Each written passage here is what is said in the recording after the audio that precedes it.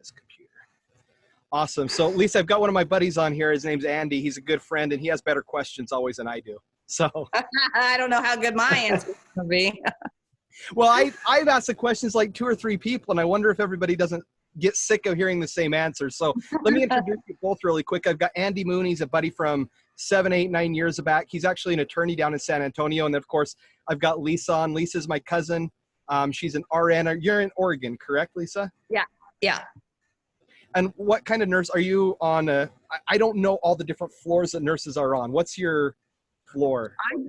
I'm on a specialty. I'm an endo nurse, but I have been for this, should COVID hit us crazily. I'm oriented to the MCU unit as well as the ICU. I'll be an extender nurse in the ICU. Okay. So you will come in direct contact with COVID patients. Oh yeah. Yeah. We've had to scope a couple already. It's always possible within the hospital system. Right. Yeah. And that's what state, I was just reading one of the states had 140 active cases or something like that. I can't remember which state it was, but one of them, the nursing facilities have been hit really hard. But I can't remember which one it is. How are you guys looking as far as overflow and beds and all of that? We've got the beds. We have the beds. Oh yeah. Right now at my hospital, I'm not at one of the level 1 traumas, but within the system that I am, one of them's attached to us. My hospital alone, we have 4 people on the vents, and we've got, I think, 11 on the COVID floor unit. So we've dedicated in the ICU one whole half of it for COVID only. So you've only got the ability to take in up to 11 then for COVID? Is that? Oh, no. We could take much more than that. That's just what we have 11 down on the floor right now. So that's why our unit's kind of been closed down. I mean, we do emergency stuff and we stage tumors. We still do, cardioversions on hearts, bronchoscopies. But as far as elective for regular colons or EGDs, like for their screening, we're not doing those right now because the unit I'm in, all our rooms are negative pressures, and that's what we want for these COVID positive patients. So if push comes to shove, my unit can be turned into it. They've got another unit, 2 units downstairs that they've closed exclusively for it. I was gonna say, I just got about 20 words that I'm gonna have to Google. So one of the big questions I have is, in Oregon, that's one of those states that I haven't heard a lot about what the governor has done. So from Oregon's perspective, what has their response been? And then also to add on to that, has the hospital gone above and beyond what the state's orders were? So our governor, she kind of at first it was more of a suggestion, to stay at home. And right after she did that, it's like everybody went cuckoo and everybody ran to the beach and, they couldn't self-distance there. So she said, all right, that's what she said, we're shutting it down. So we kind of think by her doing so, we kind of stayed ahead of it. That's the hope. Now we're really not supposed to peak though till the first week in May. So, what does peak mean? I keep hearing that and I can't. It seems like it would be a normal term you would think of, but what does it mean to you guys? To us, it's when you get the highest number of patients before you start to see the decline and less patients coming into the hospital, less patients reporting these symptoms and being tested and being positive. So the first week of May, it should peak and then start to decline. And if we go back on May 1 and everybody starts going back to work, that's going to defeat that. It's going to extend the peak, correct? That's very possible. That's why we hope to see the test out that test for antibodies to see who's had it. If you've had it, go back to work. If not, you want to be a little more judicious in your hand washing, wearing the mask. The masks are real important. But on the other side of that, people really need to be taught when you have it on not to touch your face. I see so many people, they have their mask on. They're in the store, they're itching their nose because they can't breathe, feel like they can't breathe, all this stuff. And it's defeating the purpose of it. I had a doctor on the other day. I don't know if you watched a doctor that I had from Chicago, but she was talking about that's when the most contamination happens, because you're breathing it in and all the contaminants are on that mask. And if you take it off any other way than reaching behind your ears and pulling it off and disposing of it, then you've got all the contaminants on your hand. So the next thing you touch is super contaminated. Yeah. It's like the top of the hand sanitizer. I've heard that's like where the most germs are, is on that pump. Yeah. Oh, now, right. Now, Lisa, I have a buddy, and maybe you can tell me what this means. I have a friend that he's in Utah, and apparently he tested positive for COVID after going on vacation, came back, and his whole family had it. Thank goodness he didn't have any of the drastic symptoms. It was over in about a day and a half. But in a Facebook post that he shared, he was mentioning super infectors or something like that, where people are contaminating mass amounts of people. Are people more contagious than others, or what is that? You know what? I'm really not sure on that, but I mean, I think it's more of the more exposure you have to it, the higher your viral load could be. Okay. You know, that for one person gets it, they go home, they spread it to 3. Each one of those people, they spread it to 3 more, you know, see how quickly it can.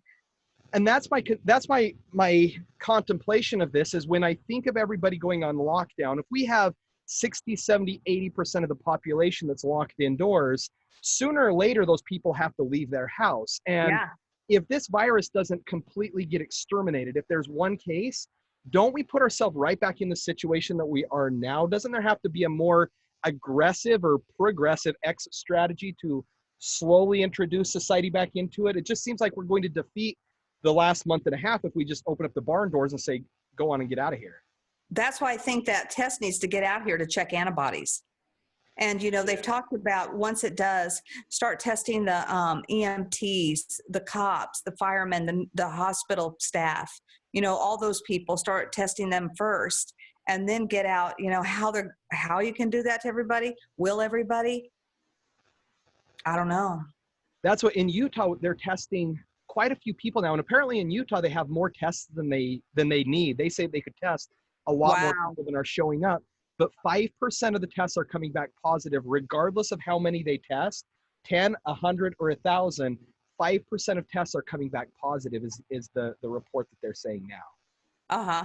So I don't know if that means that 5% of society has already been introduced to this, and that's going to be a commonality amongst all people, that 5% of everybody has been exposed and at some point or the other has had this, or if that's just something there.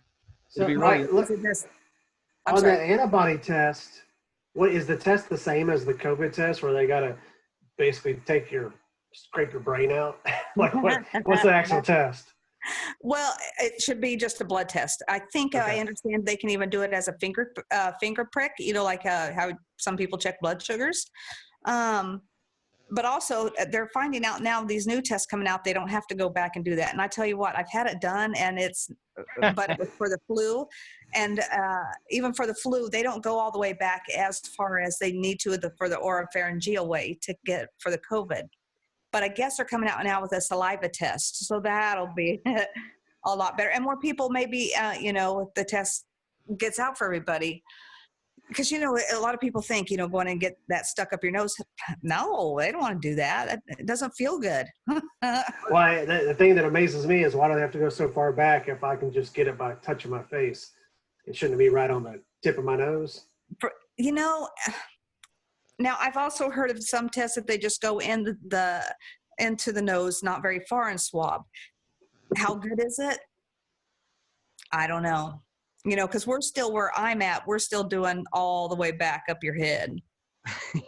So are they pretty sure that once you've had it now, have they come out and said once you've had it that you have built up antibodies and are at least somewhat you're protected? Somewhat protected. You know, hopefully the hope is that you get it, and should it ever come around again, you've got enough antibodies just that you don't get anything, you know, that it doesn't. But in lieu of that, in China, they said they've had some reoccurring patients who were positive and reoccurred positive again. But what was the timeline on that? Right. You know, did they wait the 2 weeks? Was it just a one-day test negative, or say a positive, but they thought maybe it's a false positive? So and where was the test made? Exactly. Was the test made in China? Probably those ones were. Well, you know what's funny? I can't find any air filters for masks except for the ones made from China. So Well, somebody just today was telling me to look for, not that I need to, but HEPA filters for vacuum cleaners. yeah, And clean down the sites. that's what I was looking for.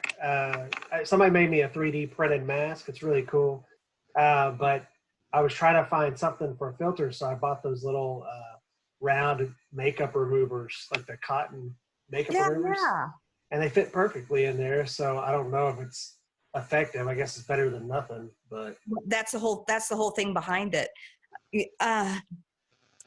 I also saw something today, and again, a lot of times I just have stuff on, and so I'm in passing and I hear it. But one of the thoughts is if the U.S. immediately would have started masking up, would it have got to the point like New York it is? As well as those highly populated areas back there, they're hit so much worse than we are out here. On the other hand, I also just recently heard that the strain the West Coast is getting is different than what the East Coast is getting. I think the East Coast is like a type A. I think this West Coast is a type B, and then there's a type C, which is a very, very minor. And are the three types, can you catch all three? Or is the same antibody going to protect you against each one? I don't know. See, I don't know. I'm so anxious to get back to work to talk to Dr. Rader, one of the who's in pathology, and she works with epidemiology. I can't say it now.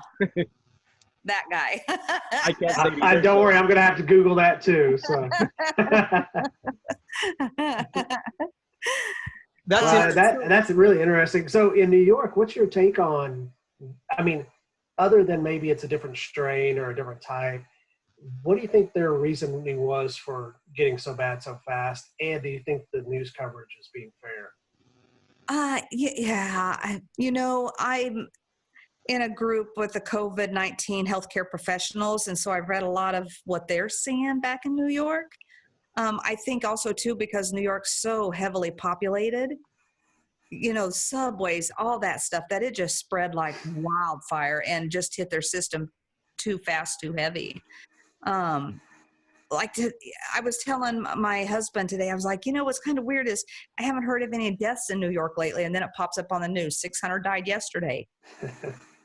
It's just gotten so commonplace to have hundreds of deaths that I don't think that's where I'm at now. Is I hate to say it, but I almost ignore the number reports because they've become so normal to me to just see those numbers pump out every day that it's kind of white noise now. As bad as that sounds, that lives lost and sicknesses are white noise. That's kind of where it's gotten. And have y'all lost anybody at your hospital? Oh yeah. Yeah. And were they tested and 100% had COVID-19? Yeah. Okay. They were on a ventilator.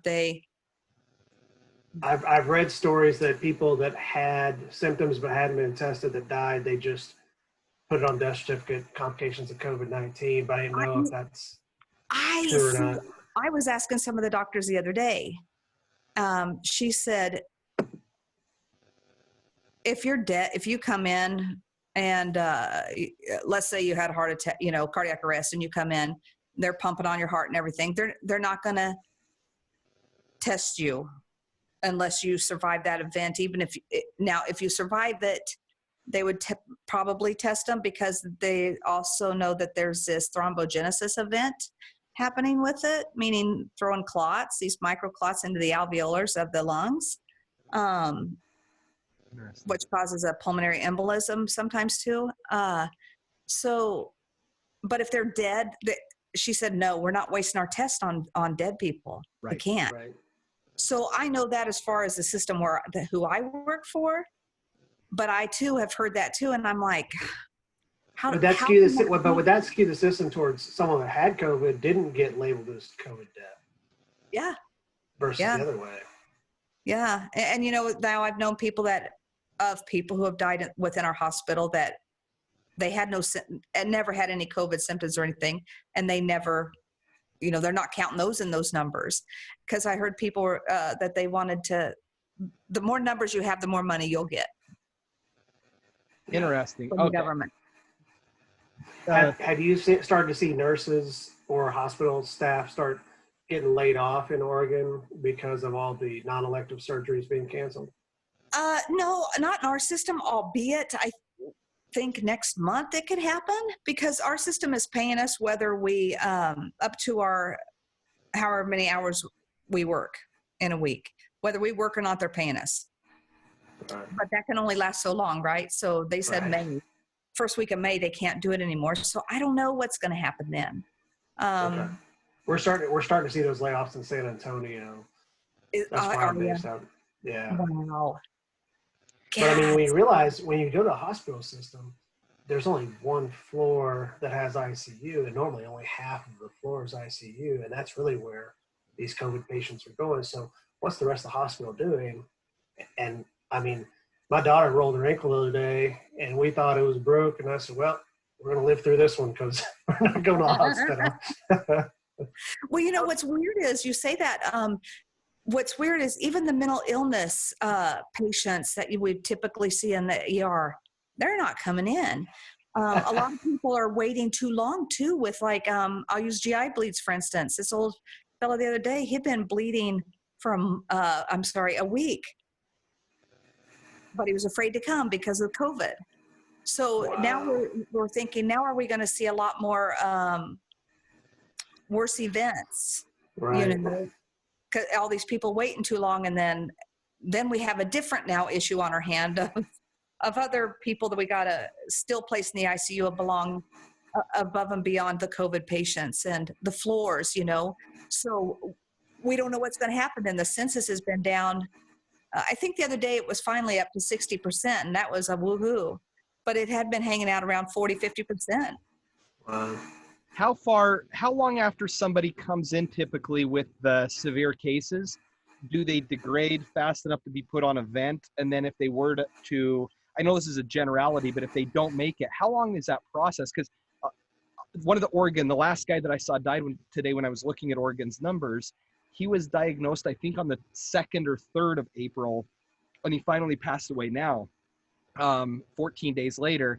So in looking at the numbers, when you see so few people recovered, a certain number are dead, but so many people still are there in the interim, how long is that process before we can expect them to be either recovered or become one of the You know, that's a hard one to say because it's also due to your comorbidities and what else you have going on that is going to factor into this.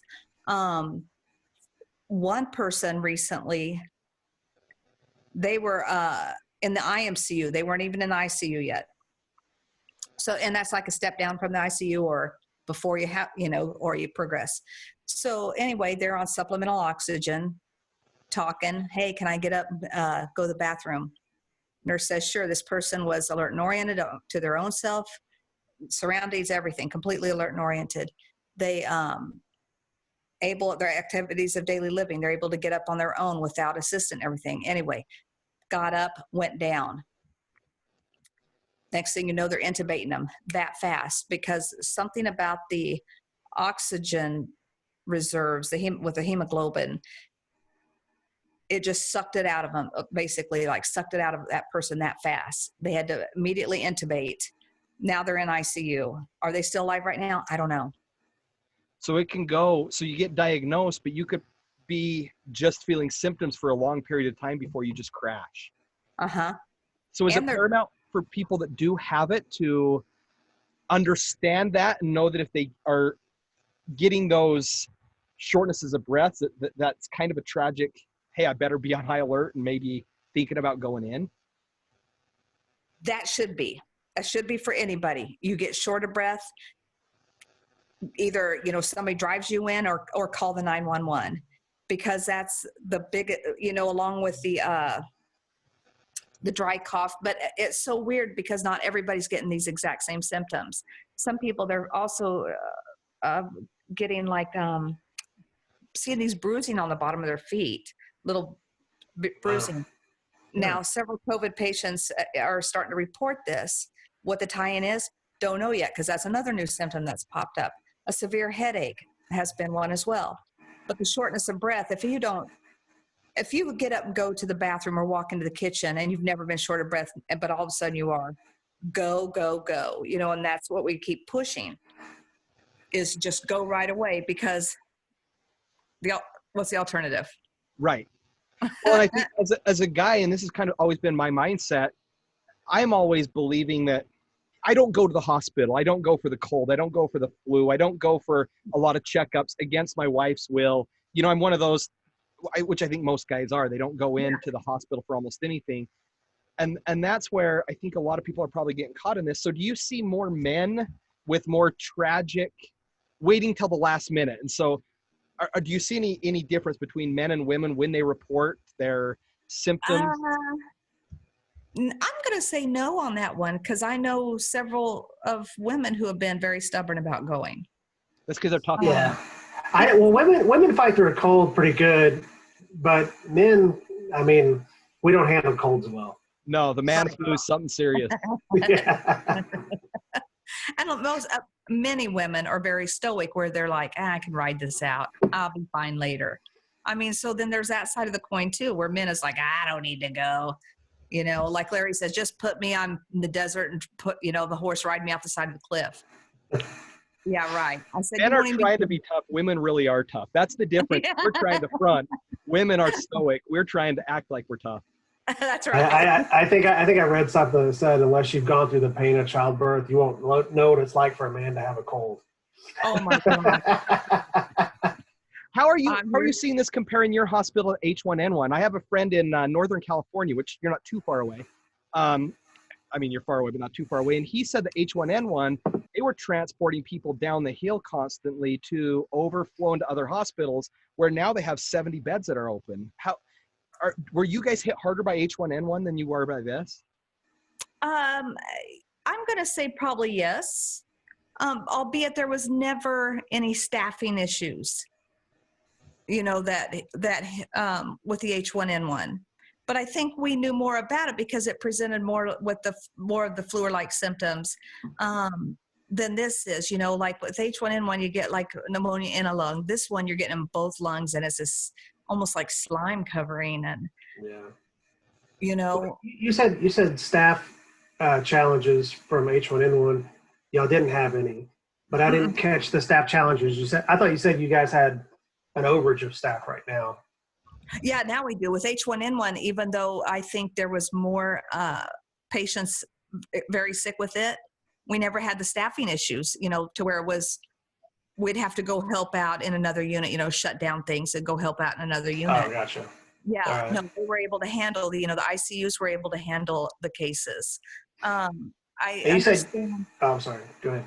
I was just going to say, I understand talking with one of the anesthesiologists I work with, who's also an intensivist.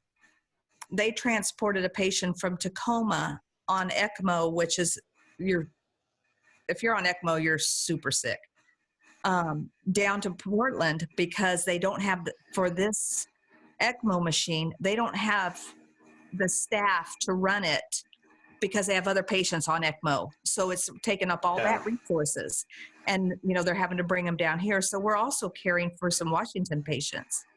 What type of training does someone have to run an ECMO machine? Oh shit, it's a lot.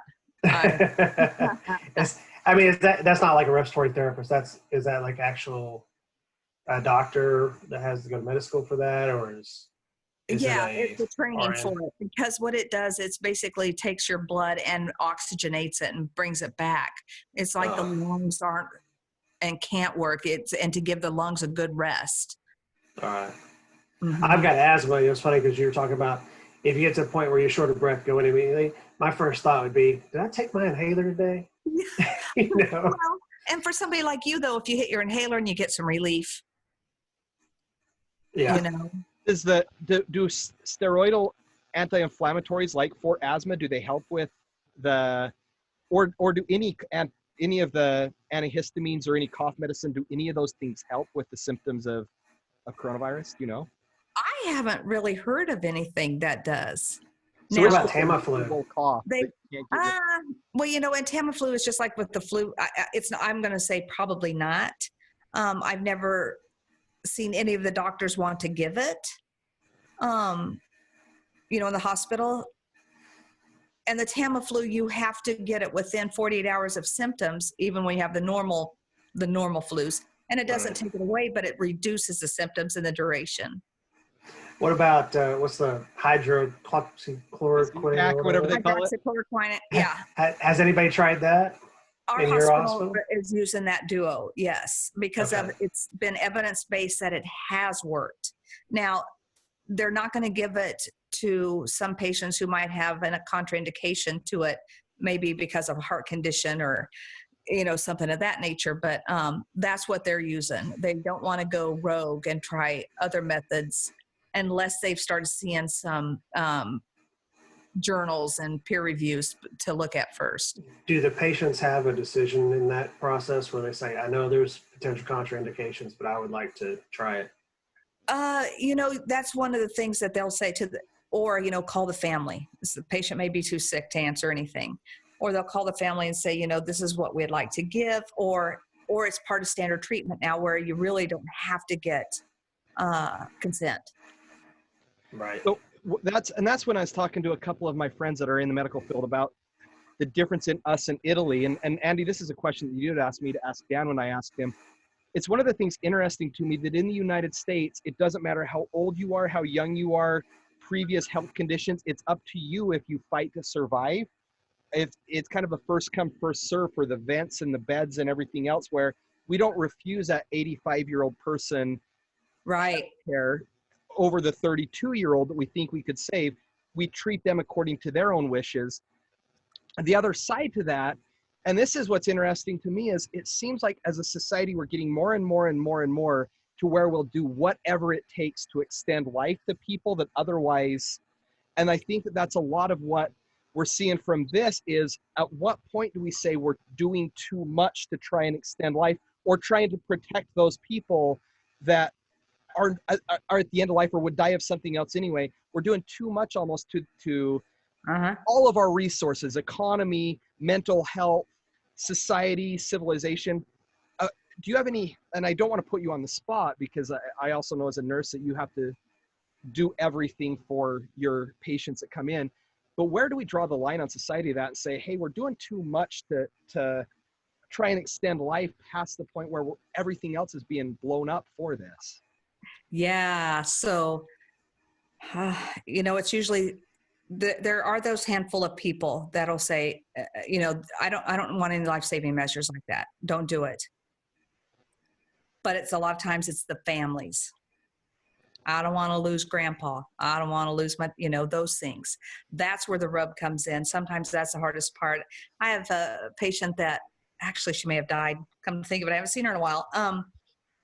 She comes in regularly to get her esophagus stretched because she has difficulty swallowing.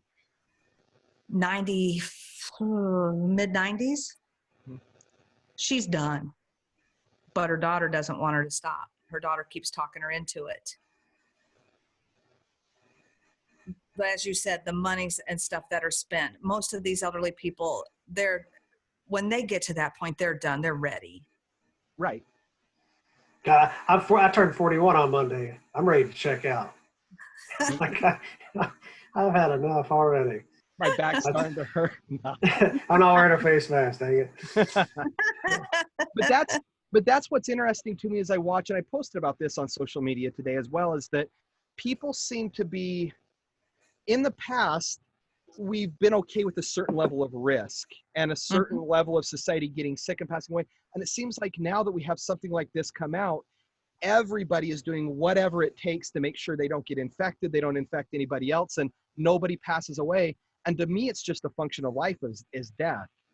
And so for me, watching economies crash and people lose their jobs, I start thinking, man, we're going to start seeing problems in 40-year-olds and 30-year-olds that are committing suicide and stress-related health issues. Obesity is going to be getting more of a problem, and all of these other problems that could be a cause of us locking ourselves indoors, becoming germaphobes, not shaking hands anymore, mental health. And so I wonder where the trade-off is on where we say, hey, we've gone too far to just make sure people don't get sick by this singular virus, that we're causing a whole bunch of other economic, social, and civil problems.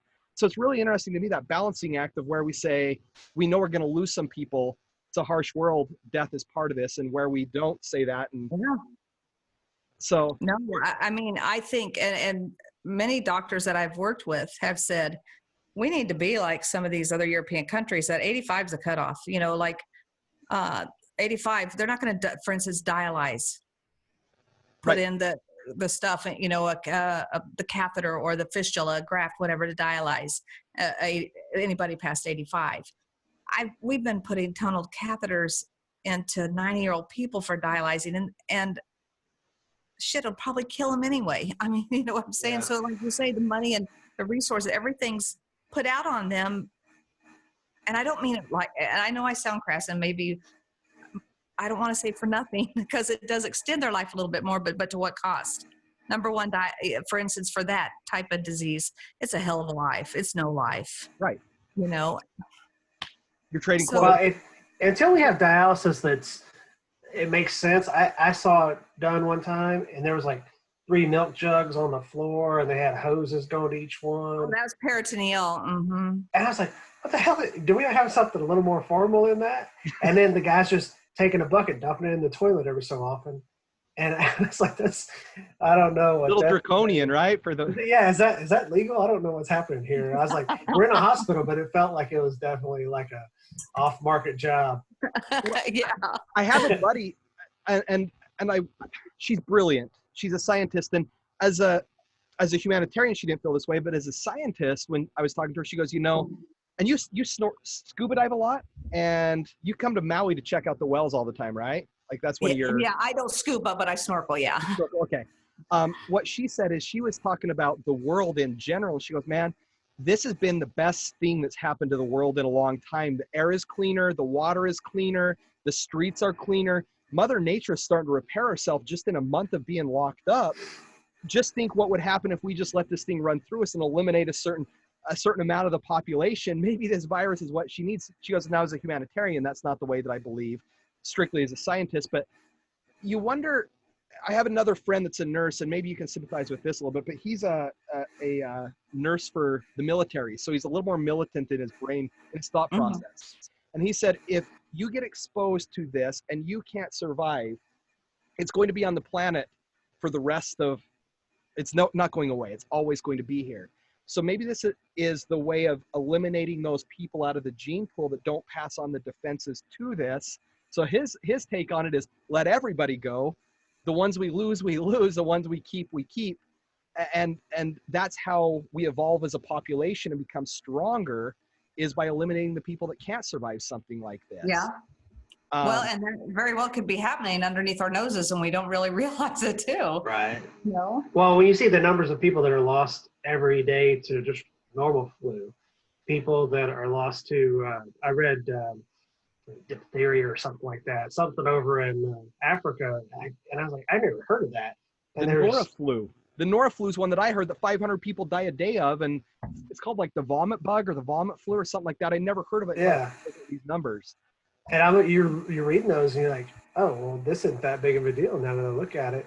I want to go back to a question you'd asked earlier, Josh, about, you know, the 85-year-old came in and the 32-year-old guy came in. Do you guys have let's say 6 people, well, you said you could take 11 people, right? If 12 people show up at the exact same time and all have the same problem, doesn't matter what the scenario is for each individual person, is there like a triage protocol to say, all right, this guy's not going to make it, tag him and bag him, and then we move on to the next person? Or do you just... I'm sorry, finish. Well, I mean, that was kind of the end of the question, you know, or is there like an option of where, all right, literally that person, whoever I can ask, fill out the clipboard first gets the help? They'll always work on the sickest people first. Really? Wow. That's a shocker. Yeah, because, you know, because if there's life-saving measures, they're going to try to save the sickest first. And then, you know, like say they all present with similar or the same symptoms, but one's much worse than another. Yeah, I'm running a fever. I've got the cough and my muscles ache. Whereas this guy has the same exact fever. He's coughing like there's no tomorrow, and he's in such pain. his lungs feel like there's glass in them. And his oxygen saturations are down in the low 80s, where the other fellas are, let's just say 92. 92 is pretty damn acceptable. In the 80s, we're doing stuff. We got to fix you, unless you're a DNR. So act really bad when you go in the emergency room if you want to be treated first, Josh. Well, on another Play it note, up good. my son was 19 years old and took him to the hospital for chest pain because he said his chest hurt. He walked in smiling. Slow day, they do everything. My kid had a heart attack. So that always ask you, like, what's your pain level, 1 to 10? And I'm like, I'm a badass, but I'm a 2. Don't let that do this. What is it that when people pass away from coronavirus, what is it that kills them? Is it lack of oxygen? Is it is it heart? So it's lack of oxygen? Although sometimes some people, what they're finding though too is that, like I was saying earlier, throwing clots. So their heart, the vasculatory system, the heart's pumping so hard to try to keep everything going. Their blood pressure's dropping. And you're trying to do fluid support, but yet at the same time, you don't want to, if they're having this pneumonia in their lungs, you don't want to drown them. And so then you got to find this fine balance in between it as well. So that could explain why there's blood pooling in the soles of the feet, is because if there are clots, obviously that's where the blood pressure is going to be low. Micro clots. Mm-hmm. I was also wondering if those same people were diabetic that are having that experience. Funny thing, a lot of people that we have been seeing are diabetic, are obese, and Hispanic. Hispanic, oh, wow. Really? Yes. So I was just reading, I spent a lot of my time in Chicago, and I was just reading about Chicago. 70% of the deaths in Chicago are in African Americans. Yeah, we had a big pool of people here in San Antonio that were all African American, but it was a nursing home, and it was in a poor neighborhood, and they're saying like it's hitting the poor market worse than the affluent market. Well, if they're neglecting their health care leading up to getting sick with this, and that's what I asked the doctor in Chicago just the other day, and that was kind of her thing, is in the poor neighborhoods, healthcare is neglected for a longer period of time. So when they finally do have a catastrophic event that puts them in a hospital, then they're not just treating the coronavirus, they're treating the neglect of the last 10 years. Yeah, yeah. Hey, Josh, you're going to have to move your camera around. It looks like you're in a fake set. That's funny. It's yeah, because it doesn't look real at all. 5 hours behind you.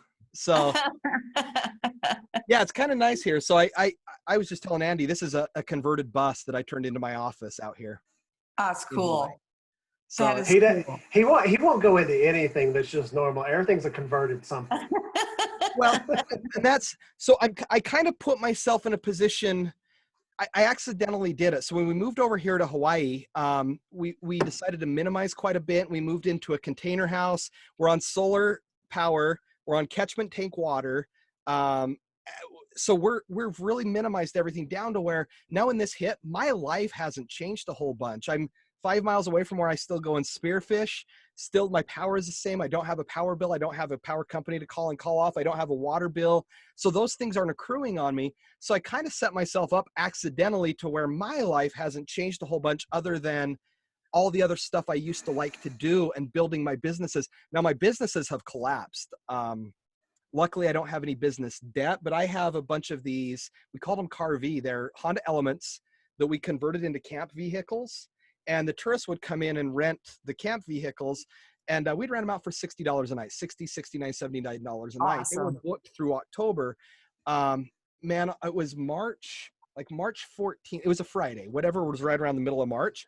Systematically, all of those reservations started to cancel to where everything until the end of May is just canceled now. So I've got a bunch of cars sitting in my driveway that nobody's driving, and I just have to keep shooing the cows away from it because they're keep coming up and trying to rub up against them. So, well, everybody's going to get back to normal soon, and I notice people are starting to protest soon. In Oregon, they are known for their protests. Have you seen protests yet? I'm shocked there hasn't been. Now I don't. I am too. about 30 miles south of Portland in this little bitty town. I rarely go into Portland anymore. I can't even take it. But I'm just shocked that Antifa's not been rearing their heads yet. Because, a that lot of the Antifa boys up there, don't you? Well, now it's cool to wear a mask, so they can't do it. They'll be walking around no masks. That's why they're not doing it then. Damn it. It's a shocker to me. So I think I saw the big protest yesterday in Michigan, and there was one today. It was Omaha or somewhere. There were like here. 7 today. Utah, Raleigh, Ohio, Pennsylvania, North Carolina. Raleigh was where I saw the lady got arrested. Yeah. And they said protesting was not an essential activity. I said, it never has been.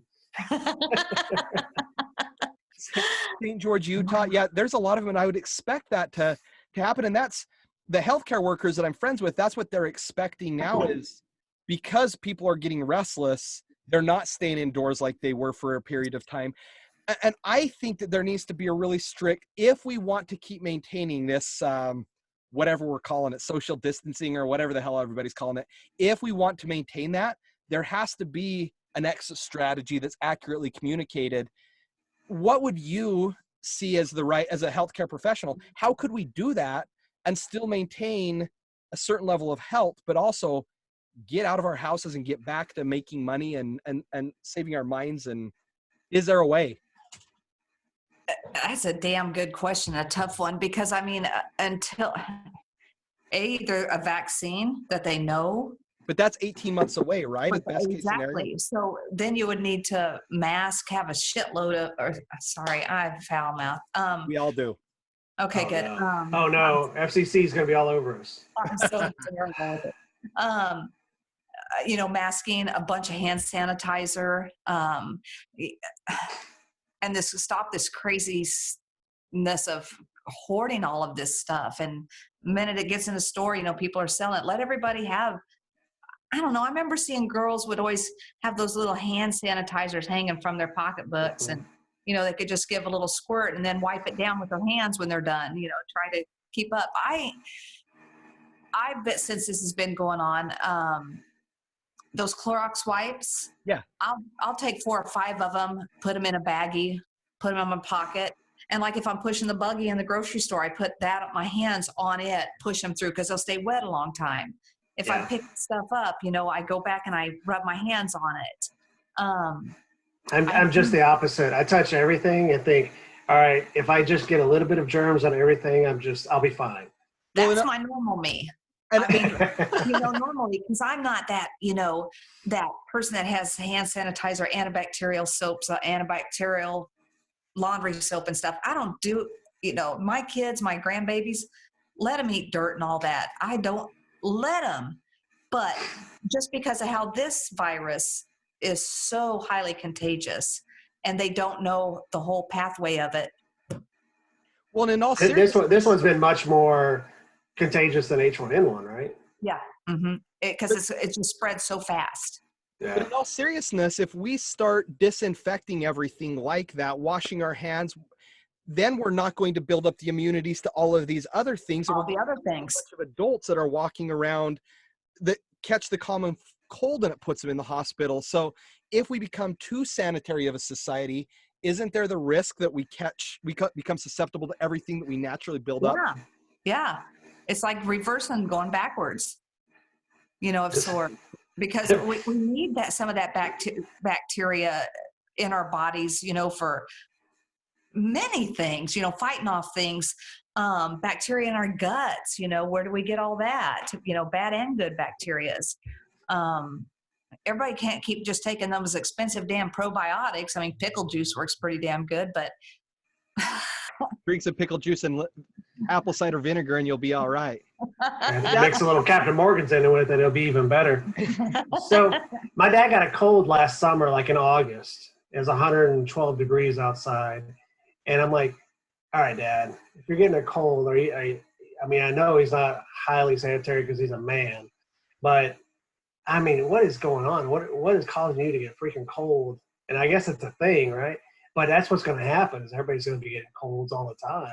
Yeah. because And then it's all just the getting so sanitary. immunocompromised people will be getting worse themselves, or it's killing them. It's a common cold will kill them. Have you We'll seen all the eventually movie, just be in bubbles. have you seen the movie with Wesley Snipes and Sandra Bullock where The they Judge Dredd?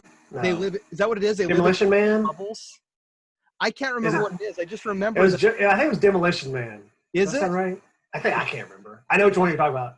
But that's the way that it looks like. That's what I was telling my wife. I was like, man, some of these people need to quit making movies because they all seem to come true. Like Will Smith, he needs to quit doing movies. I, Robot. Now all of a sudden we have cars driving themselves and it starts to go that direction.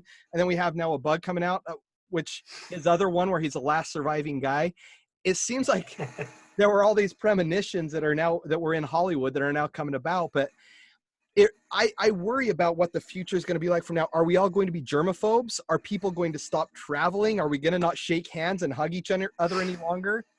I don't know about them, but I'm going to keep on doing what I'm doing. Me too. I'm going to be that old creepy freak that everybody I see, I still come up and give a bro hug to. And I know, right? Uh-huh. everybody's I'm going not to going be to like, change who I am. Hey, I just 3 years ago stopped slapping everybody on the ass when they walked by. So it took me a long time to adopt not doing that. as long as you say good game, no problem. Yeah, exactly. Everybody says, why do you do that? I was like, if you hit them in the back of the helmet, they can't feel it. They don't know they're appreciated. Right. Lisa, so what, and I don't want to keep you too much longer because I know that it's late where you are and even later where Andy is, but what is it? What can we do as society, do you think, to get back to life as normal faster? And that's my ultimate goal, is to get back. Again, I have to revert back to let's get that antibody test out and start testing people to find out who's got the antibodies, and then maybe doing that. And that was something else I meant to say earlier too about those who have found that they have, they've been COVID positive, was treated, got out, and now they're donating their plasma to help do this plasma treatment for people who are super sick, because it's, being promising. So if you could find even more people who have that antibody, who would be willing to donate their plasma, who get those COVID plasma blood products into the hospitals, to start doing that as well. But again, the tests, we need the tests.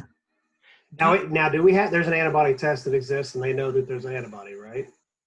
Yeah. So I think I want to say the FDA just approved it recently, and so now it's just getting mass producing, I guess. Seems like we should put that at the blood banks and say, come donate blood, and by the way, we'll test you for COVID antibodies. If you haven't had COVID and you get plasma, if you get a plasma transplant from somebody that has, will those antibodies duplicate inside of your blood, and will you build up? Well, first of all, the problem is if you haven't had it, you're not sick with it, you're not going to get it. You can't, because they're going to save that for those sick patients. It's just, what was the other part of the question? I lost it. Well, I think you've answered it all there, but what percentage of the population would have to have antibodies or have already had this and built up immunity to be considered herd immunity? What is that? In my opinion, I'd say 75+%. What are the estimates right now? Because the estimates I was hearing was 30%. Wow. So have you heard anything different? I haven't, but I've been kind of laying back off things because I'm just tired of it. You deal with it. You deal with it all day. All day. You don't watch. It's like me coming home and doing your contracts. I just can't even, lately, I don't want to hear any news, nothing. I kind of just want to check it out. Yeah. I kind of laid low off of it for a good while because I was just, and then some people who, my friends, let me just say that they have all the damn answers. And I just don't even want to see it. I just got to keep going. Well, that's why I started, I have pretty strong opinions, as most people know, you're a relative, we all have pretty strong opinions. But I have strong opinions that I'm pretty vocal about them sometimes, but I didn't know everything. And that's why I started doing these interviews and these podcasts. Is I think that I'm learning more than anybody else is because I'm talking to all of these professionals that have one-on-one experience, hands-on work. And so I'm just trying to run the whole grommet and talk to doctors, nurses, scientists, economists, attorneys, anybody that I can that might have a little bit of knowledge or a little bit. And I don't want somebody that says, well, my cousin that works for somebody else did this. I want to talk to the people like you that are right on the floor, that are seeing that sick guy will in. And these are the Right.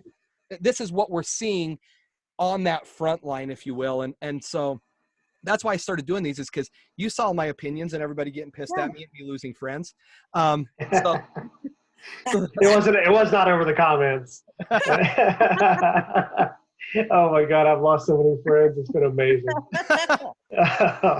Well, and a lot of them are looking at me saying, Josh, it's because like you're putting money over lives. And that's what they're telling me, because my mindset is more economic based, but my view on life and death is death is just a passage of life. I don't have a negative outlook on death necessarily. And I live my life that way. I kind of live on the edge, and I tempt fate more often than I probably should. And so when I'm looking at a virus like this, I'm looking at it going, man, I just want to take my chances. It's kind of like riding my motorcycle. Let me pick if I want to wear a helmet or not. Let me decide if I want to go out in society, if I want to get sick or not. I know the risks of not washing my hands. I know the risks of not putting on a face mask. Let me go out and make my money.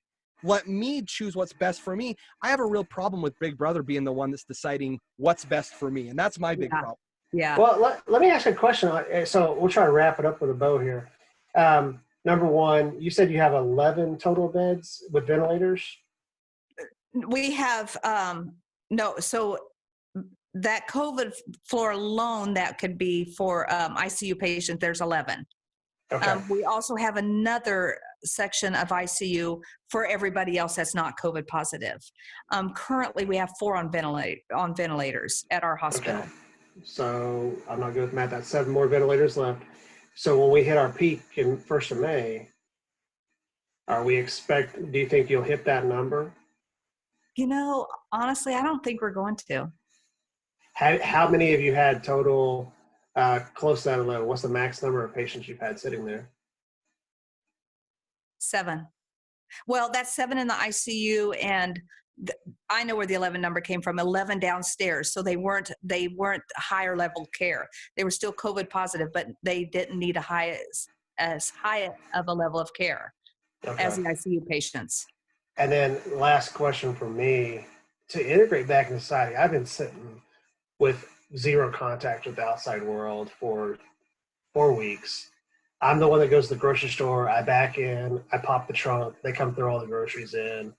I come home, we wipe them all down. I mean, that's the most contact I've had with a human, other than maybe the Amazon driver who leaves a package and I go pick it up, right?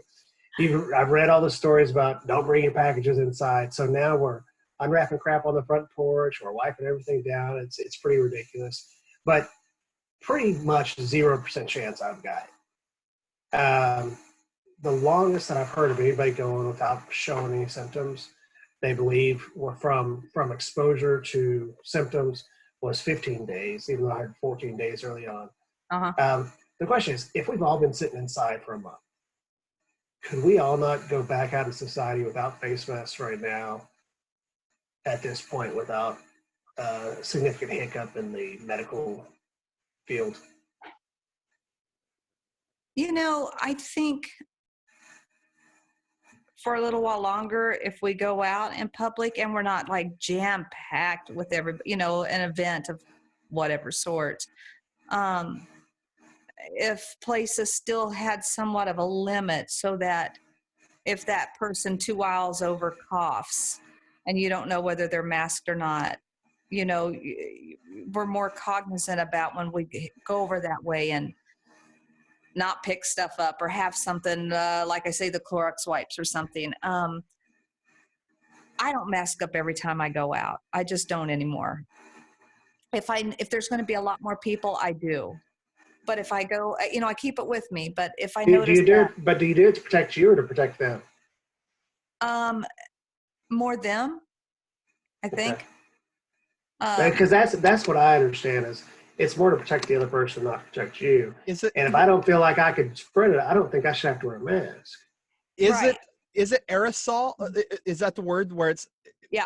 in your breath, or is it the saliva that would carry? Or I know the saliva would if your breath does, but so your breath does carry the coronavirus. Yeah, it's aerosolized. So we treat anything aerosolized. So like when I do, if I'm going into a COVID patient room, I'm wearing a PAPR, and it's a positive air, it goes on, it looks like a space, kind of like a space thing, and it blows air through. So it goes under our chin.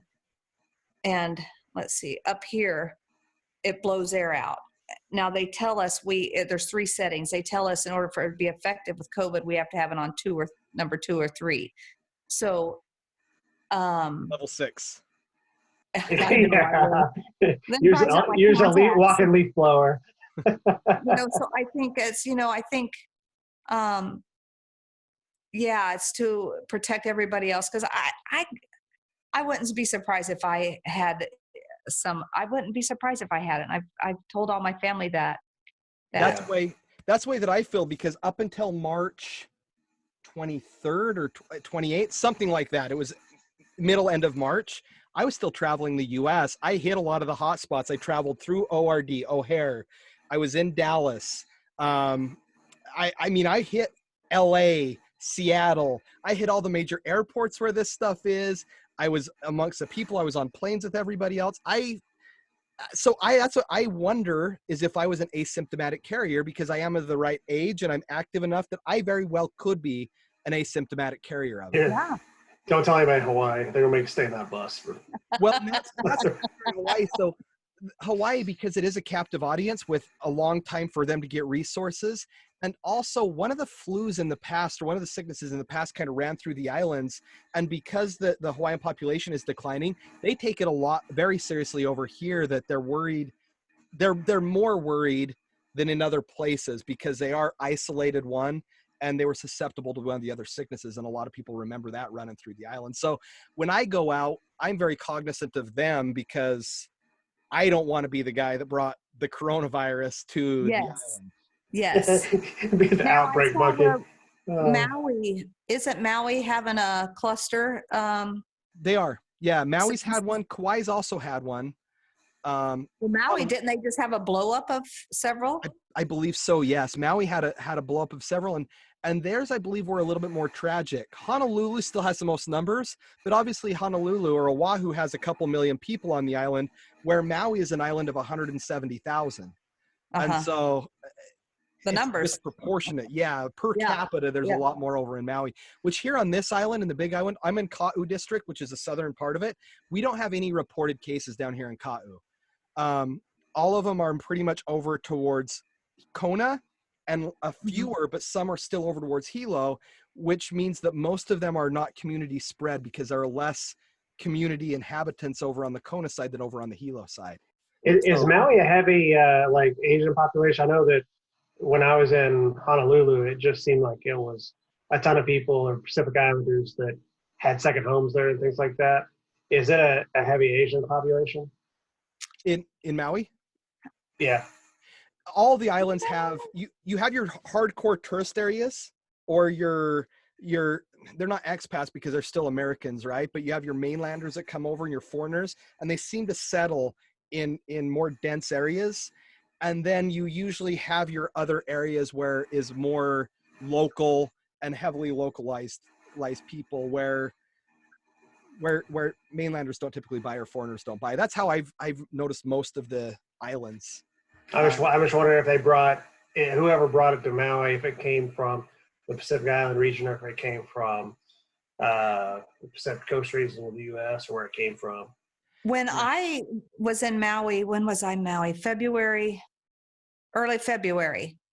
3 days before, there was a Japanese man who had just left there, excuse me, and flew back to Honolulu and then back to Japan, who was COVID positive.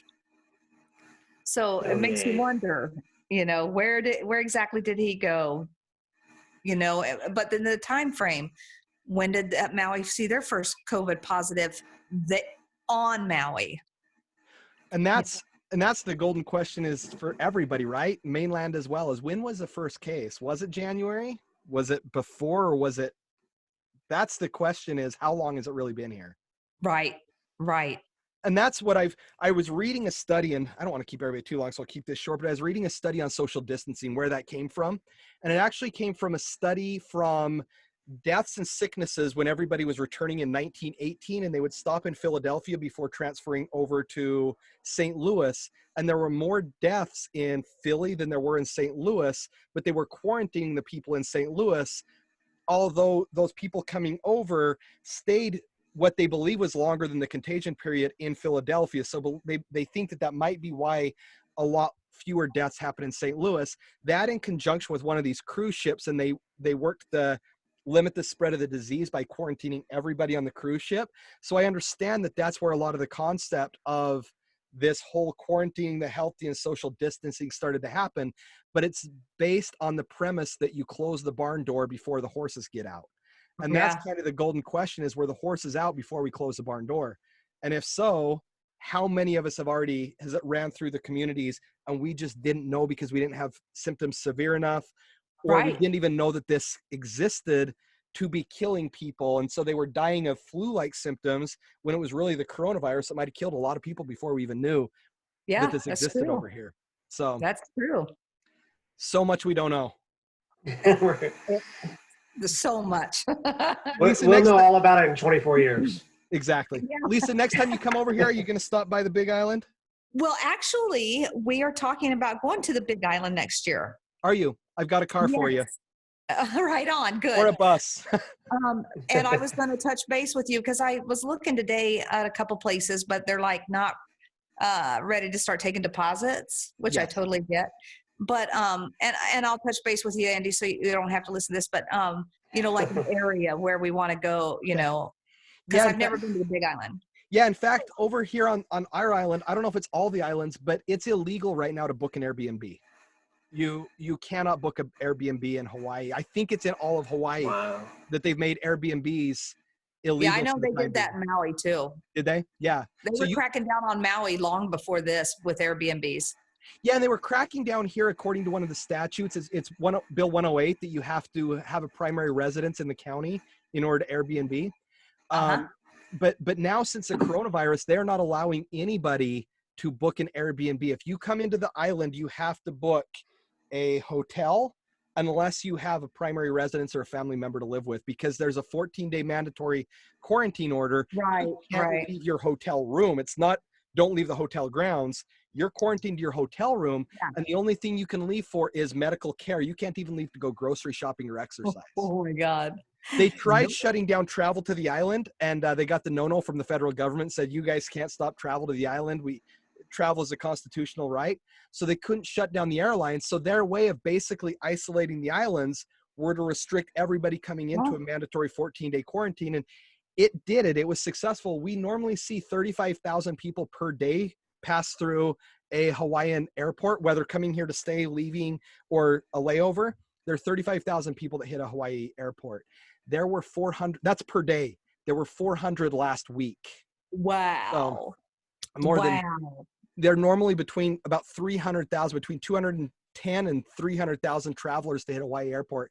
And last week we saw 400, almost a reduction in 90%. That's wild. But I'm thinking I might have to be scheduling travel there sometime soon, because I bet I can get a smoking deal. There right now, tickets from Dallas, because I was looking from Dallas.